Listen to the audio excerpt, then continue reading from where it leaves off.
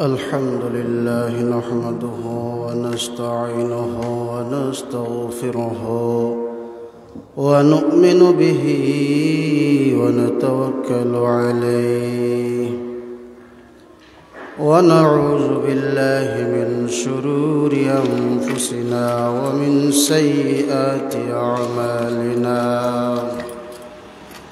من يهده الله فلا مضل له ومن يضلله فلا هادي له وأشهد أن سيدنا وسندنا وحبيبنا ومولانا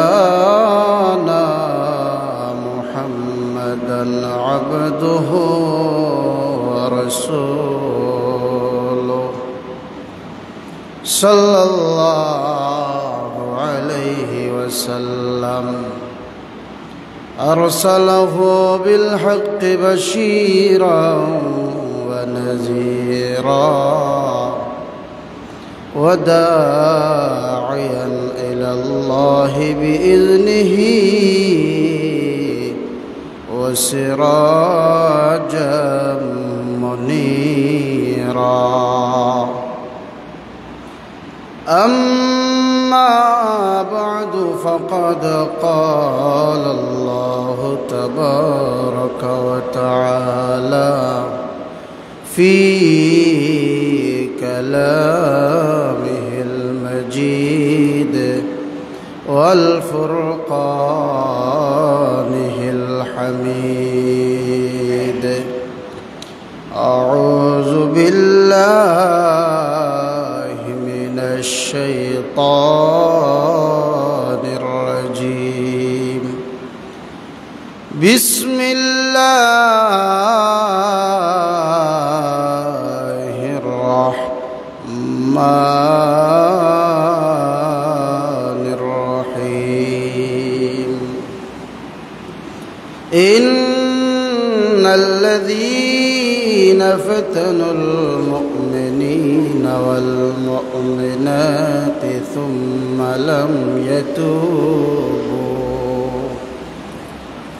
ثم لم يتوبوا فلهم عذاب جهنم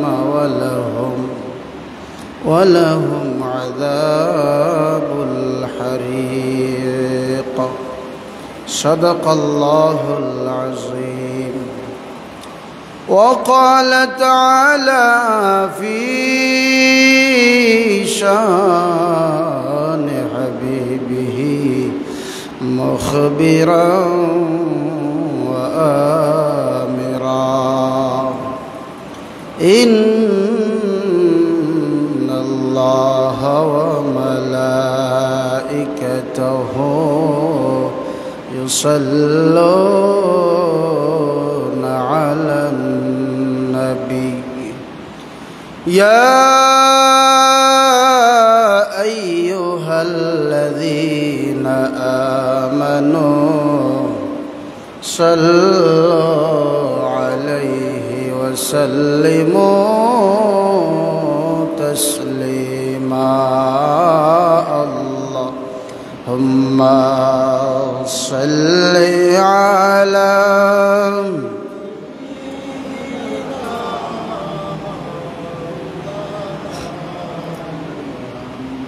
وعلى آل سيدنا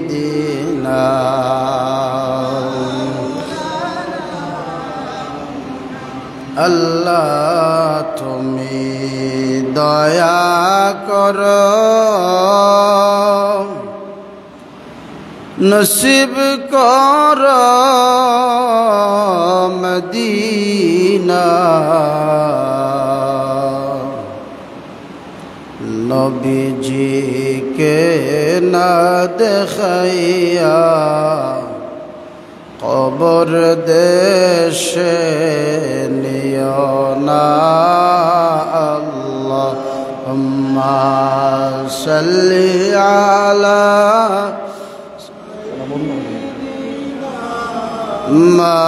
مولانا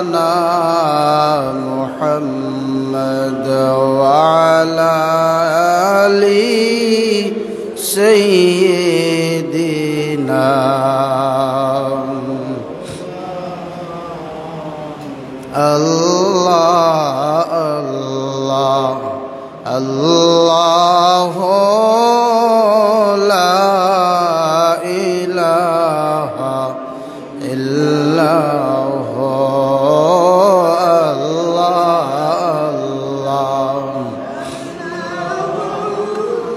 লা ইলাহা ইল্লা মৌতের পিয়ালা যখন আসবে সামনে দূর হইবে মনের জ্বালা নবী দূর হইবে মনের জ্বালা আপনায় দেখলে নয়নে নবীজি আল্লাহ আল্লাহ আল্লাহ লা ইলাহা ইল্লাল্লাহ আল্লাহ আল্লাহ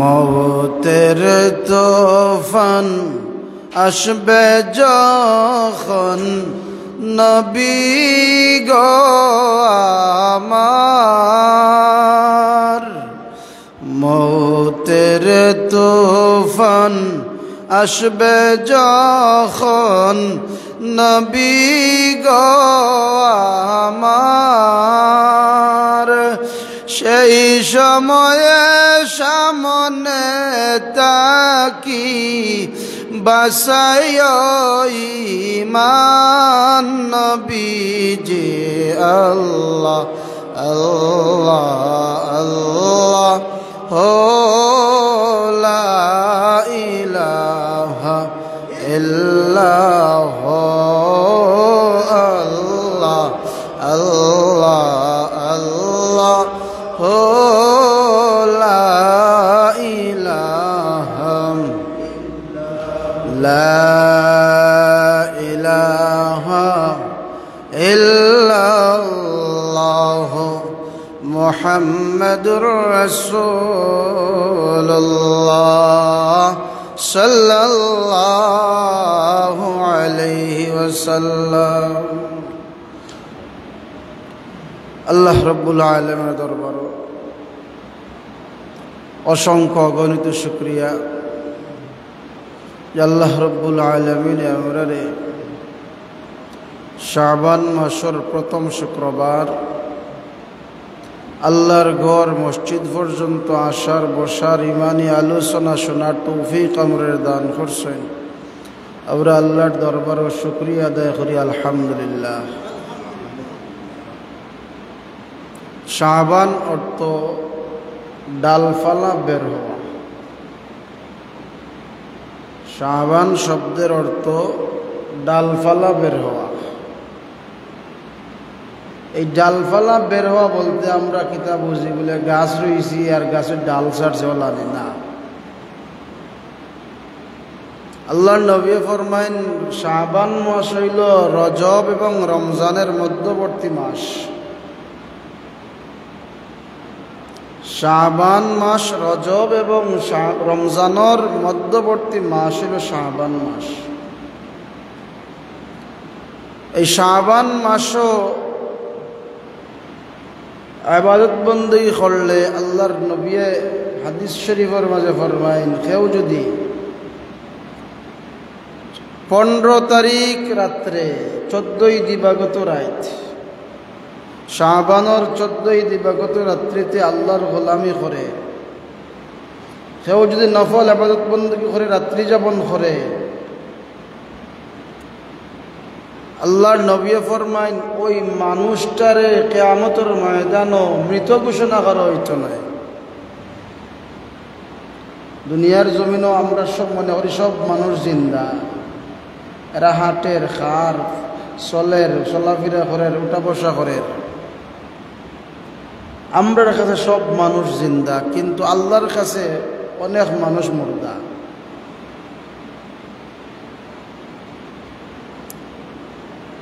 আমরার কাছে সব মানুষের মতো দেখা যায়, আল্লাহর কাছে এরা কুকুরের চেয়ে নিকৃষ্ট, শুকুরের চেয়ে নিকৃষ্ট। এই শাবান মাস এমন একটা মাস, আল্লাহর নবী ফরমান শাবান মাস আমি নবীর মাস, আমি নবীর যেমন কোন তুলনা হয় না, শাবান মাসের তেমন কোন তুলনা হয় না। ইমাম আহমদ রহমতুল্লাহ আলাইহি তার কিতাবের মাঝে লেখেন যে শাবান মাসও সব মানুষে আল্লাহ মাফ করিয়া দেন, দুই গুরু মানুষ ব্যতীত। শবে বরাতের রাত্রিতে আল্লাহ রব্বুল আলামিন সব মানুষে মাফ করিয়া দেন। অন্যান্য কিতাবও আরও অনেক মানুষের বর্ণনা আছে, কিন্তু ইমাম আহমদ রহমতুল্লাহ আলাইহি কইরা যে এই শবে বরাতের রাত্রিতে আল্লাহ সব মানুষে মাফ করিয়া দেন দুই গুরু মানুষ ব্যতীত। দুই গুরু মানুষ খারা। এক নম্বর, যারা শিরিক করব, যারা শিরিক করব, আল্লাহর সাথে যারা অংশীদারিত্ব করব, আল্লাহর সাথে যারা শরিক করব, এই মুশরিকরে আল্লাহ মাফ করতে নাই। দুই নম্বর গুরু খারা, দুই নম্বর গুরু তারা যারা হিংসুক, যারা হিংসা করে। সবাই আল্লাহ মাফ করে দিবা, সব মানুষকে মাফ করিয়ে দিবা। এক নম্বরে মুশরিকরে আল্লাহ মাফ করতে নাই। আমরা জানিয়া কোনোদিন শিরিক করছি না, আমরা অনিচ্ছাকৃত শিরিক করি না, আমরা ইমানদার, আমরা মুসলমান। তো হিংসুক দেখা যায়, গড়ে গড়ে হিংসুক আছে, গ্রামে গ্রামে হিংসুক আছে। হিংসার যে বেমার, এই বেমার যতক্ষণ পর্যন্ত আপনার আমার অন্তর থেকে না সরাইমু, ততক্ষণ পর্যন্ত শাবান, রমজান, শবে কদর, শবে বরাত, এমনকি বাইতুল্লাহ শরীফ গিয়া হজ করলেও কামে হইতো নাই। আল্লাহর নবী ফরমাইন, হিংসায় মানুষের আমলরে এমনভাবে জ্বালায় যেমনভাবে মহিলারা চুলার মাঝে লাকড়ি আগুন ধরাইয়া লাকড়িরে যেইভাবে জ্বালায়, লাকড়িটা জ্বলিয়া যেইভাবে আংরা হয়ে যায়, ছাই হয়ে যায়, হিংসায় মানুষের নেক আমলরে এইভাবে জ্বালাইয়া ছাই করিলে হোক নাউজুবিল্লাহ। সামনে আমরা শবে বরাতের রাত, মাফি পাইতে হইলে হিংসা ছাড়তে হইব। হিংসা যদি ছাড়ি দেই তাইলে আল্লাহর নবী কইরা আমরা মাফি পাইব। আপনি ফাইতে হইলে আগে দেহ দিতে হইব। আপনি এমনি এমনি আল্লাহর খাসা লইতে পারতা নাই, এমনি এমনি আপনি আল্লাহর মায়ার হইতে পারতা নাই। আল্লাহর মায়ার হইতে হইলে, আল্লাহর খাসা লইতে হইলে আলকে আল্লাহ আপনার পরীক্ষা নিবা। আপনার আমি পরীক্ষার মাঝে যদি পাস করতাম পারি, তাইলে আপনি আমি আল্লাহর বন্ধু হইতাম পারি। আর পরীক্ষার মাঝে যদি পাস না করতাম পারি, তাইলে আপনি আমি আল্লাহর বন্ধু হওয়া সম্ভব নয়।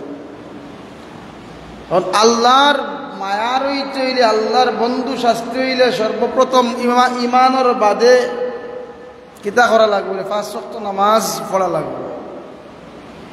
5 ওয়াক্ত নামাজ কেউ যদি পড়ে, আর মনে করুক অভাবী মানুষ, আর কোনো নেক আমল করা তার পক্ষে সম্ভব না, নফল ইবাদত বন্দী করা সম্ভব না, তার লাগি ফরজ নামাজও যথেষ্ট। কিন্তু দেখা যায় বেটার কোনো অভাব নাই, কোনো টেনশন নাই, নফল পড়তো কিতা ফরজও পড়েন না।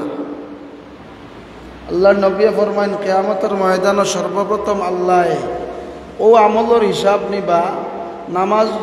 নামাজের হিসাবটা আল্লাহ রাব্বুল আলামিন ময়দানে মাশর সর্বপ্রথম নিবা। সর্বপ্রথম আল্লাহ নামাজের হিসাবটাও নিবা। তো যাই হোক, শাবান মাস আমাদের মাঝে আগমন করছে। গত সপ্তাহ আংশিক আলোচনা হয়েছে শাবানের কিছু আমল সম্পর্কে।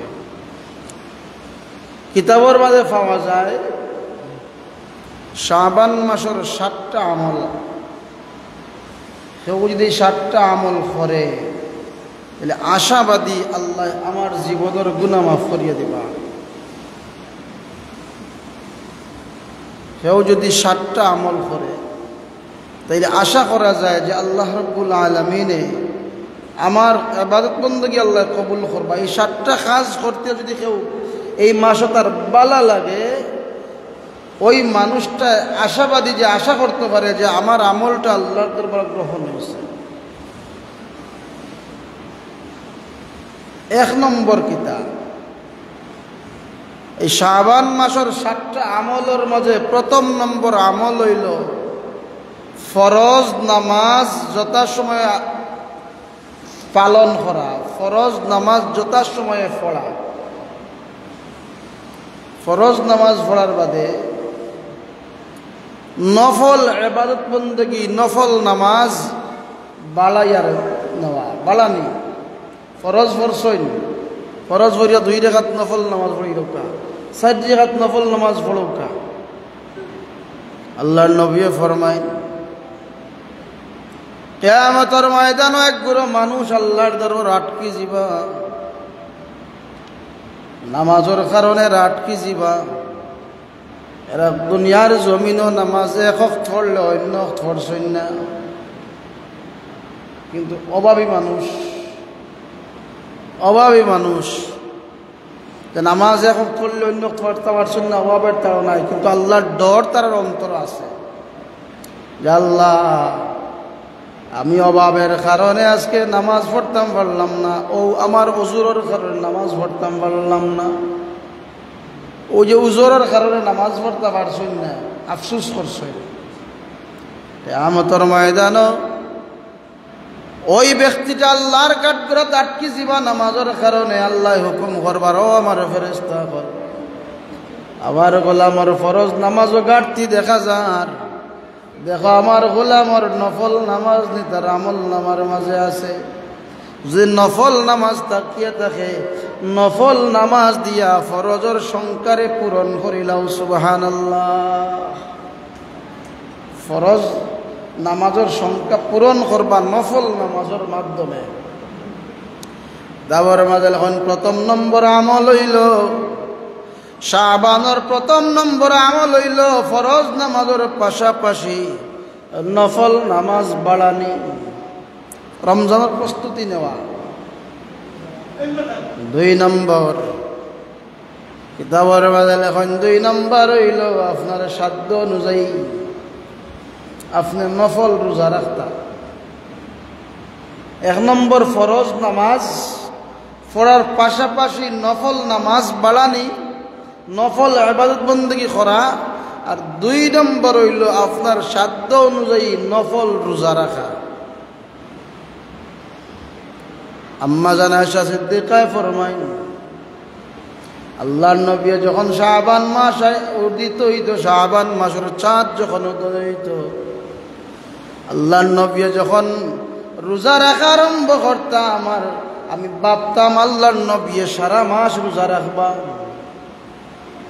আবার যখন রোজা ছাড়ি দিতা, আমি ভাবতাম আল্লাহর নবী আর রোজা রাখতা নাই। আম্মা জান আয়েশা সিদ্দিকা ফরমায় আল্লাহর নবী রজব মাসে 10টা রোজা রাখছেন, আর শাবান মাসে 20টা রোজা রাখছেন। শাবান মাসে যত বেশি রোজা রাখছেন, আল্লাহর নবী রমজান ব্যতীত অন্য কোনো মাসে তো রোজা রাখছেন না। এর লাগি এই মাসে নফল রোজা রাখতাম। নফল রোজা কেনে রাখতাম? যদি নফল রোজা রাখি, সামনে রমজান, রমজানের লাগি প্রস্তুতি নেওয়া হইব, আর রমজানও কষ্ট হইত না। 3 নম্বর কিতাবের মাঝে লেখেন যেই মানুষ আল্লাহ সম্পদ দিছেন, যেই মানুষ আল্লাহ সম্পদ দিছেন, যদি সম্ভব হয় তাইলে এই শাবান মাসে সম্পদের যাকাত দেওয়া। কিতাবের মাঝে পাওয়া যায় অধিকাংশ সাহাবা একরাম আল্লাহর নবীর সাহাবী হলে, অনেক সাহাবী হলে এই শাবান মাসে যাকাত দিতা। তাবি হলের মাঝে পাওয়া যায় অনেক বড় বড় তাবি হলে এই শাবান মাসে যাকাত দিতা। আল্লাহর নবী ফরমায় যেই মানুষ আল্লাহ সম্পদ দিছেন, ওই মানুষে যদি তার সম্পদের যাকাত পরিপূর্ণভাবে আদায় না করে, তার নামাজ কবুল হইতো নাই, তার কোনো নেক আমল আল্লাহর দরবারে কবুল হইতো নাই। আর যে মানুষে জাকাত দেওয়া বন্ধ করলো, যে সম্পদশালী হলে ধনী হলে জাকাত দেওয়া যদি বন্ধ করিলাই, আল্লাহ রহমতের বৃষ্টিরে বন্ধ করিলিবা। যদি জাকাত দেওয়া বন্ধ করিলেন ধনী হলে, তাইলে আল্লাহর রহমতের বৃষ্টিরে আল্লাহ বন্ধ করিলিবা। বর্তমান কতজন নিয়ে জাকাত দিরা, কতজন নিয়ে জাকাত দিরা। যে 1 লক্ষ টাকার মালিক, 1 লক্ষ টাকার জাকাত কত বলে 2,500। 1 লক্ষ টাকার মালিক যদি আপনি হইয়া থাকেন, এই 1 লক্ষ টাকার জাকাত হইল 2,500। কয়জনে দিরা? লক্ষ লক্ষ টাকা ব্যাংক ফালাই, জাকাত দিবার সময় দেখা যায় গরিমসি শুরু হয়। আল্লাহর নবী ফরমান, সম্পদের জাকাতের মাধ্যমে আল্লাহ সম্পদরে হালাল করিয়া দেন। বলে এই মাসও এখানে জাকাত দিতাম, আমরা তো রমজান বাদে দেই, কুরবানির ঈদের আগে জাকাত দেই হিসাব করিয়া, তাইলে এই শাবান মাসও এখানে জাকাত দিতাম। সেই প্রশ্নের জবাব হইল, অনেক গরিব মানুষ আছে রমজান মাস হওয়ার আগে চিন্তা করে 1 মাস রোজা আমি কেমনে রাখবো, এই 1 মাস রোজাতে আমি কি খাইমু, কি রুজি করমু, খেয়ে আমারে দিব। অনেক গরিব হল আছে, এরা রোজা হওয়ার আগে চিন্তা করে, হাই রে হাই 1টা মাস রোজা কিতা খাইয়া রাখবো। এলা বহুত মানুষ আছে মুড়ি খাইয়াও ইফতার করে, মুড়ি খাইয়া সেহরি খায়। বর্তমান ধনী হল, অধিকাংশ ধনী হল আল্লাহর কাঠগড়াতে আটকিবা, গরিব হল হকেরা মারিয়া খান। আমরা মনে করি আমি 12 মাস তো আল্লাহর বাস্তে দিলাম, তো জাকাত আর দেওয়া লাগতো না। আল্লাহর বাস্তে দেওয়া একটা আর জাকাত দেওয়া আর একটা। আপনি যদি মনে করেন আল্লাহর বাস্তে 12 মাস দিলা, তার জাকাত দিতা কেনে, তাইলে আপনি আপনার সম্পদরে আপনি হারাম করলা। সদকা একটা আর জাকাত একটা, আপনি আপনার জাকাত পরিপূর্ণ হিসাব করে দেওয়া লাগবে। আপনি কত টাকার মালিক আছেন, আপনার সম্পদ কেমন আছে, সব সম্পদের হিসাব আপনি করিয়া আপনি 40 ভাগের 1 ভাগ আপনি জাকাত দিবা। এখন জাকাত কেউ যদি দেয়, আল্লাহর নবী ফরমাইন, তার মাল সমুদ্রের নিচে গেলেও তার মাল আল্লাহ তার মাল তার হাত পর্যন্ত পৌঁছাইয়া দিবা। যে মালের জাকাত দিছে এই মাল দরিয়ায় বস্ত নাই, যেই মালের জাকাত দিছে সেই মাল আগুনে ফুলাইতো নাই, যেই মালের জাকাত দিছে সেই মাল দেখাইতে কখনো নিত নাই, যেই মালের জাকাত দিছে সেই মাল অন্য কেউ জোরে আত্মসাৎ করতে পারত না। এখানে তার জিম্মাদার একমাত্র আল্লাহ। ওই যে আমরা ধনী হকলের মাঝে মাঝে বড় বড় গছবা, এখানে গরিব হকলের হকেরা মারিয়া খাইরা ইবাই দিরা না, আল্লাহ হবাই দর্শন দিরা। এখন যেন অনেক ধনী হকল আছে 12 মাস হে ফেট পরিয়া খাইব, কিন্তু তার লাগা গরিবে গোর খবর নিত নাই। আখতে এমন এক বেমার আইছে, সারা সম্পদ বেশিও কামে আন না। তুই যদি তোর সম্পদের জাকাত গরিব হকলের হক দিতে, তাই আল্লাহ তোর গজব দিত না। দেখবা হঠাৎ এক মুসিবত আইছে, লক্ষ লক্ষ টাকা খরচ করিও আর কুল পান না, আর চৌকে পথ দেখেন না। এলা বহুত ধনী করিলা আছে। আপনি যদি সম্পদের জাকাত দেন, আপনার সম্পদের জিম্মাদার একমাত্র আল্লাহ হইবা। আল্লাহ নবী সাহাবা ইকরামের সামনে বয়ান দিলেন, কেউ যদি সম্পদের পরিপূর্ণ জাকাত দেয়, তার মাল দরিয়ার নিচে গেলেও তার মাল আল্লাহ তার হাতে পৌঁছাইয়া দিবা। কেউ যদি সম্পদের জাকাত দেয়, তার মাল আগুনে ফুলাইতো নাই, তার মাল ঢাকাইতে নিত নাই। এইভাবে জাকাতর মানে এই গুণ বর্ণনা আল্লাহর নবী হররা, যে জাকাত দিলে সম্পদের জিম্মাদার আল্লাহ হয়ে যায়। এই সম্পদ তার লাগি অভিশাপ হইত নাই। এই কথাটা একজন ইহুদি মহিলায় শুনছে। মহিলায় শোনার বাদে চিন্তা করে, মুহাম্মদে যতটা কথা কইছে কোনোদিন মিথ্যা কইছে না। মুহাম্মদের উপাধি হইল আল আমিন, সত্যবাদী। মুহাম্মদের জবান থেকে কখনো মিথ্যা কথা বাহির হইছে না। তাইলে আজকে যে কথা কইছে এই কথাটা মিথ্যা হইতো নাই। আমারে আল্লাহ সম্পদ দিছেন, যদিও মুহাম্মদরে আমি নবী না মানি, কিন্তু মুহাম্মদের কথাটা আমি মানিয়া দেখি আমার সম্পদের জিম্মাদার আল্লাহ হইন কিনা। এই কথা ওধার বাদে মহিলা বাড়িতে গিয়া তার সম্পদের পরিপূর্ণ যাকাত দেওয়া শুরু করছে। কিতাবর মাঝে লেখেন, মহিলার আত্মীয় স্বজন লেখয়, মহিলা গো তুমি যে সম্পদের যাকাত দেও তুমি কি মুসলমান হয়ে গেছো? বলে না, আমি মুসলমান হইছি না। যাকাত দেও ওখানে? বলে ইটা কেনে দেই কান স্বার্থ হইল আমার। আমি জানি মুহাম্মদে কোনোদিন মিথ্যা কথা কইছে না। আজকে যে কথা মুহাম্মদে কইছে এই কথাটাও মিথ্যা নাই। আমার সম্পদের যাকাত আমি দিলাম, আমার সম্পদের হেফাজত আমি করলাম, আমার সম্পদের হেফাজত আমি করলাম। ও দেখুন যেন আপনি টাউনে বাসা কিনছেন, জুড়ি আরো কি দখল করিয়ে লইয়া গেছে, খেনে নিছে বলে আপনার সম্পদ হালাল নাই। আপনি গাড়ি কিনছেন, আরো কি জুড়ে নিছে, কি দোকান বানাইছেন, আরো কি জুড়ে দখল করে নিছে, কেনে বলে আপনার এই সম্পদের যাকাত আপনি দিছেন না। যদি দিতা তাইলে এই সম্পদ আপনার হাত ছাড়া কখনো হইতো না। আমরা তারও অনেক কোটিপতি রাস্তার ভিখারি হয়েছে, অনেক ফকির কোটিপতি হয়েছে। কেনে ও যে ফকির, যে গরিব, যে কোটিপতি, যে গরিব হইল, এগুই নাশুকুর বান্দা আসিল, আল্লাহর শুকরিয়া আদায় করছে না, তার সম্পদের পরিপূর্ণ যাকাত দিছে না, এই সম্পদের অপব্যবহার করছে। এর লাগি আল্লাহ তার সম্পদরে চিনাইয়া নিছেন। আর ইলা আছে এক খাইলে অন্য খাইতে পারছে না, তারে আল্লাহ কোটিপতি বানাই নিছে। সে আল্লাহর শুকরিয়া আদায় করছে। গরিব আসিল, এর বাদে আল্লাহর শুকরিয়া আদায় করছে। শুকরিয়া আদায় করার কারণে আল্লাহ তার সম্পদশালী বানাইছে। মহিলায় কয় সম্পদের যাকাত আমি দিলাম, মুহাম্মদের স্বার্থ নয়, আমার স্বার্থ। যখন যাকাত দিছে, কিতাবের মাঝে লেখেন কিছুদিন বাদে একটা কাফেলার সাথে ওই মহিলার 100 উট ব্যবসার লাগি শাম সিরিয়াত গেছে। ব্যবসা করার বাদে যখন মদিনাত ফিরার পথে রাস্তাত শোনা গেল ওই কাফেলার সব মানুষের মাল লুটফাট করিয়া ডাকাই চলে নিছে। কি খবর আইছে ওই কাফেলার সব মানুষের যা মাল আছে সব ডাকাইতে নিছে। কি মরুভূমির মাঝখানে আইসইন আর ডাকাইতে বেরিয়া সব লইয়া গেছে। যারা যারা মাল দিছিলা তারা তো খানদনের বাইশ পড়ছে, খানদন শুরু হয়েছে। এত টাকা পয়সা আমরার এই মহিলা, যে মহিলার 100 উট বুঝাই করিয়া ব্যবসার লাগি পাঠাইছে, সেই মহিলায় খান্দার কথা, কিন্তু মহিলায় হাসে। সব মানুষে খান্দে, মহিলায় হাসে।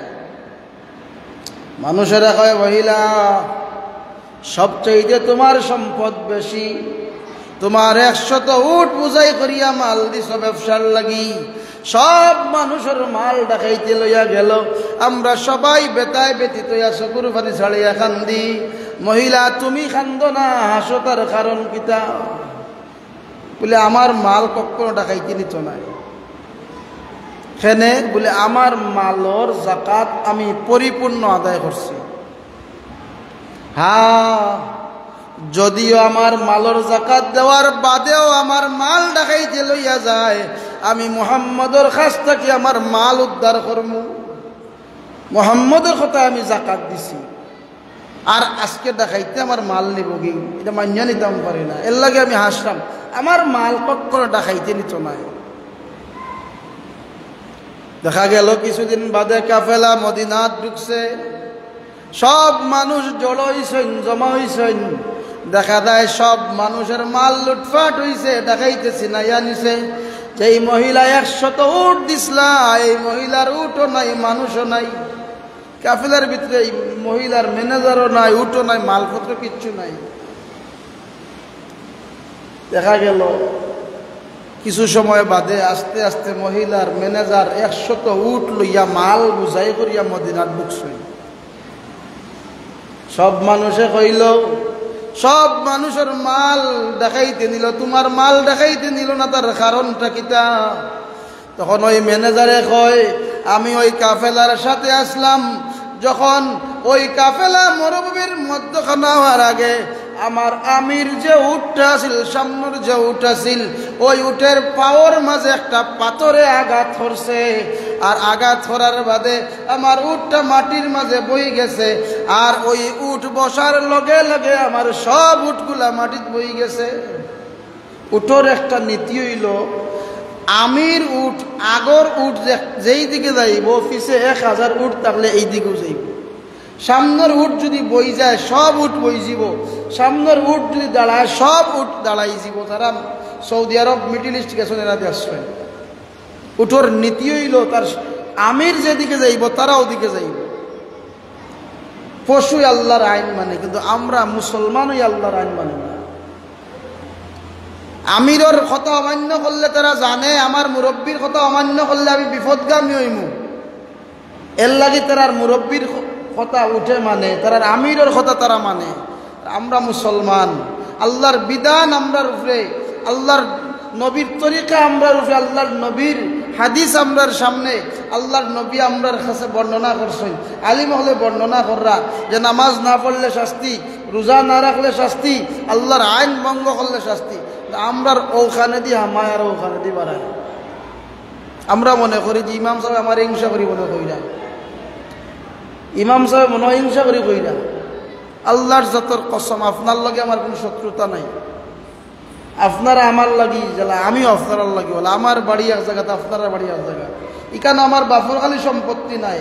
আপনারা সম্পত্তি আমি দখল করছি না, আপনারা আমার সম্পত্তি দখল করছেন না। আপনারা আমার স্বার্থত আঘাত করছেন না, আপনার স্বার্থত আমি আঘাত করছি না। এই সব কথাবার্তা খেদে হই বলে আপনারাও আল্লাহর কাছ থেকে বাঁচতাম, আমিও বাঁচতাম।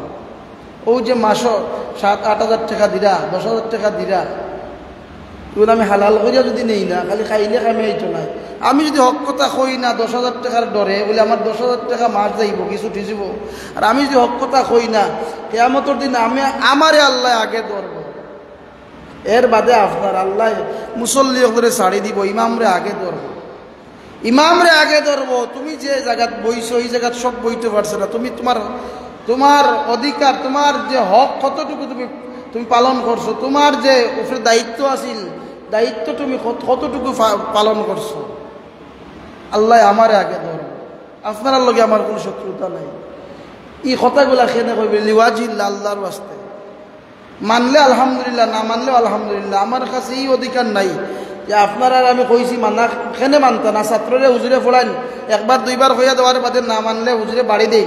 কিন্তু আপনারা আমার বাড়ি দেওয়ার কোনো অধিকার নাই, আপনারাও আমার কিছু বাড়ি দেওয়ার অধিকার নাই। আমি লিওয়াজিল্লা কইছি, মানলে আলহামদুলিল্লাহ, না মানলেও আলহামদুলিল্লাহ। তখন মহিলায় ওই মানুষ হলে ম্যানেজারে কইল যে তারা যখন ডাকাইতর কবল ফলল, তারা যখন ডাকাইতর কবল ফলল, তুমি কই আসলা বলে তারা যখন মরুভূমির মাঝখানে হওয়ার আগে তারা আমার আগে আইসেন খেনে বলে আমার আমির উটোর পাওয়ার মাঝে একটা পাথরে আঘাত করছে। আর আমার উটটা মাটিত বই গেছে। আর উট মাটিত বওয়ার লগে লগে পিছে যে 99টা উট আছিল, সব উটগুলা মাটিত বই গেছে। আর আমি তার পিছনে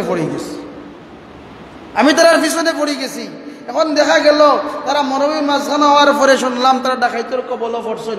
আমি যখন আমার উটের পাও ব্যান্ডেজ দিলাম, ঔষধ লাগিয়ে দিলাম, আমার উট এই জায়গাত আইতে দেখা গেল ডাকাইতে কল মাল লইয়া বাগি গেছে। আর আমার মাল লইয়া আমি আমার গন্তব্যে নিরাপদে আইছি। সুবহানাল্লাহ। এবার মহিলা ডাক দিয়া কয়, আল্লাহর যতর কসম, আমি বিধর্মী থাকা অবস্থায় মুহাম্মদের কথা মানার কারণে যদি আল্লাহ আমার মালর হেফাজত করেন, মুহাম্মদের কথা যদি সত্য হইয়া থাকে, তাইলে মুহাম্মদ যে এক আল্লাহর দাওয়াত দিরা সেই কথাটাও সত্য।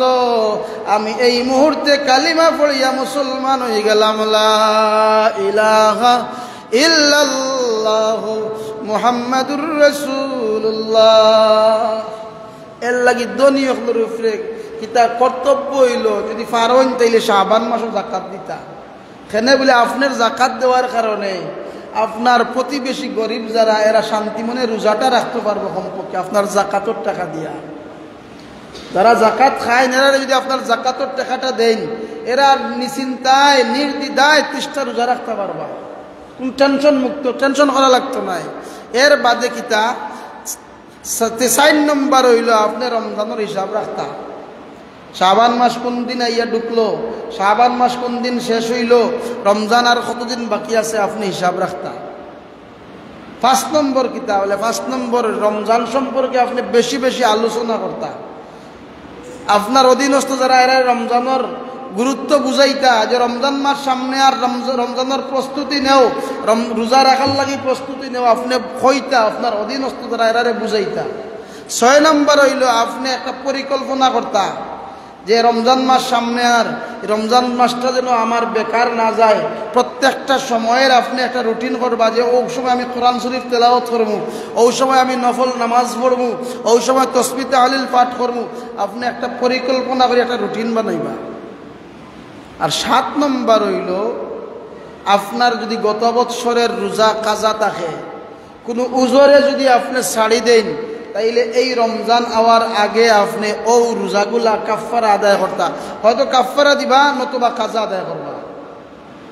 হয়তো কাফারা দিবা, নয়তো বা কিতা করবা বলে কাজা আদায় করবা। এই 7টা আমল যদি কেউ করে এই শাবান মাসও, আশা করা যায় তার এই শাবান মাসটা পাওয়া তার ভাগ্য। আর এই ভাগ্যটা কাজও লাগবো, এই শাবান মাসের রহমত বরকত তার নসিব হইব। আল্লাহ আমরা তৌফিক দেউকা এই 7টা আমল করবার। আর ধনী যারা যদি সম্ভব হয় এই মাসও জাকাত দিবা। এখানে আপনার গরিব, গ্রামের গরিব, এলাকার গরিব, দেশের গরিব হলে শান্তি মনে 30টা রোজা রাখতে পারবো ইনশাআল্লাহ। রমজানের ফজিলত সামনে আলোচনা হইব। আর সামনে তো শাবান মাসের আরো কয়েক শুক্রবার আছে, এরপরে শবে বরাতের রাইতে আলোচনা হইব। আল্লাহ আমরা তৌফিক দেউকা আর এই আমলগুলা করার। আল্লাহুম্মা আমিন। ওয়া আখিরু দাওয়ানা আনিল হামদুলিল্লাহি রাব্বিল আলামিন। সাল্লাল্লাহু আলা সাইয়্যিদিনা ওয়া মাওলানা মুহাম্মদ ওয়া আলা আলিহি ওয়া সাহবিহি ওয়া সাল্লাম। নাহমাদুহু ওয়া নুসাল্লি আলা রাসূলিহিল কারীম।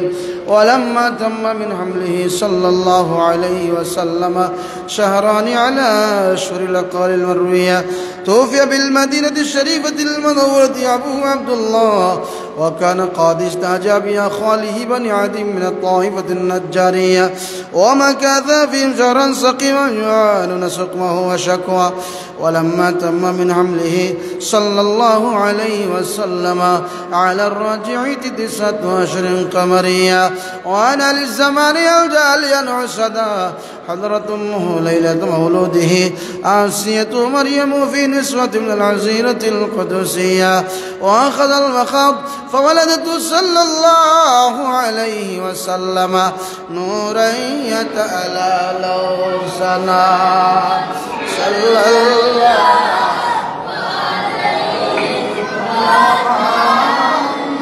محمد صلى الله عليه وسلم صلى الله على محمد صلى الله عليه وسلم. النبي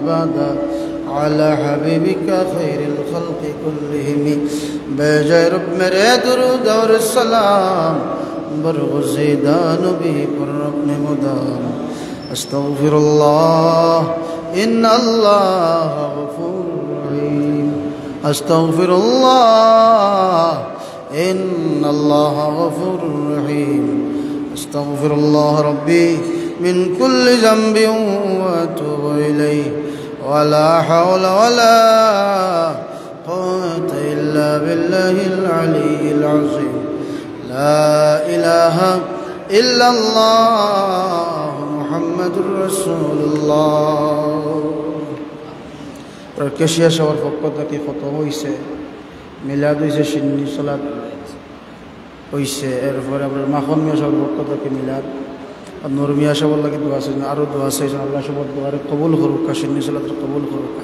আল্লাহুম্মা আমিন الحمد لله رب العالمين والعاقبة للمتقين والصلاة والسلام على سيد الأنبياء والمرسلين وعلى آله وصحبه أجمعين اللهم بارك لنا في رجب وشعبان وبلغنا رمضان আল্লাহ পবিত্র মাহে শাবানের চন্দ্র পবিত্র শুক্রবারের দিন আল্লাহ তোমার হাবিবের উপরে দরুদ ও সালাম পাঠ করিয়া আল্লাহ জীবনের গুনার উপরে তওবা করিয়া তুমি মনিবর দরবার ও ভিখারির বেশে আমরা হাত বাড়াইছি আল্লাহ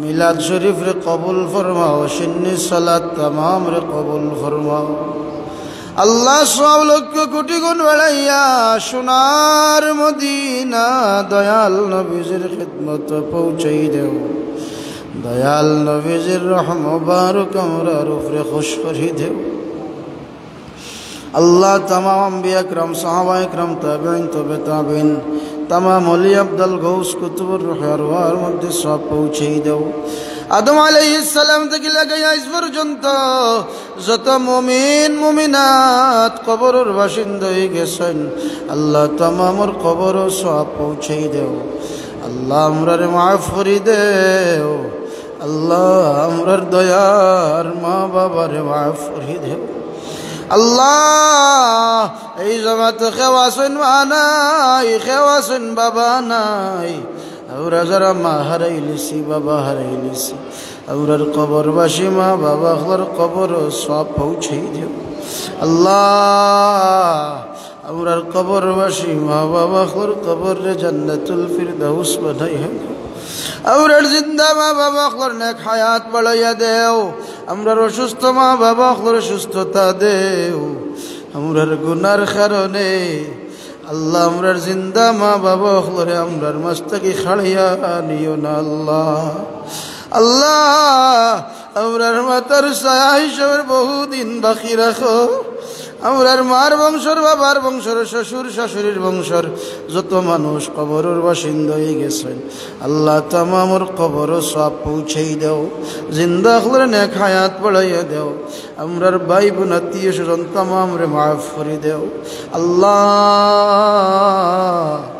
তোমার বান্দা হলে মিলাদ শরীফের আয়োজন করছেন সুন্নি সালাতের আয়োজন করছেন আল্লাহ তোমার বান্দা হলোর দিলর জায়েজ মাকাসিদ রে পুরা করে দাও মার বংশর বাবার বংশর শ্বশুর শাশুড়ির বংশর যত মানুষ কবরের বাসিন্দা হয়ে গেছেন তামামর কবর সব পৌঁছেই দাও জিন্দা হলে নেক হায়াত বাড়াইয়া দেও আল্লাহ ব্যবসা বাণিজ্যর মাঝে বরকত দেও আল্লাহ আমরার অভাবী হলোর অভাব রে মিঠাইয়া দেও ব্যবসায়ী হলোর ব্যবসার মাঝে বরকত দেও আল্লাহ আমরার মুসিবত যা হলোর মুসিবত থেকে উদ্ধার করে দেও আমরার বিদেশি হলোর হেফাজত করো আল্লাহ আমরার গরিব দেশের মানুষ আল্লাহ বিভিন্ন দেশ রুজির তালাশে গেছে আল্লাহ নিজের দেশ ছাড়িয়া ভাই বোন আত্মীয় স্বজন ছাড়িয়া আল্লাহ বিদেশের জমিন রুজির তলাশে গেছেন। আল্লাহ আমরার বিদেশি একলরে হেফাজত করো আল্লাহ। আল্লাহ আমরার বিদেশি একলরে হালাল রুজি দিয়া মালামাল করি দেও। তাম আসমানি জমিনি গজব আজাব থেকে হেফাজত করো। দেশে বিদেশে আমরার অনেক বিমারি খোলাসন শিফা দেও। আল্লাহ আমরার বিদেশি একলরে মকসুদে মঞ্জিল পর্যন্ত পৌঁছার তৌফিক দেও। আল্লাহ কি হালাল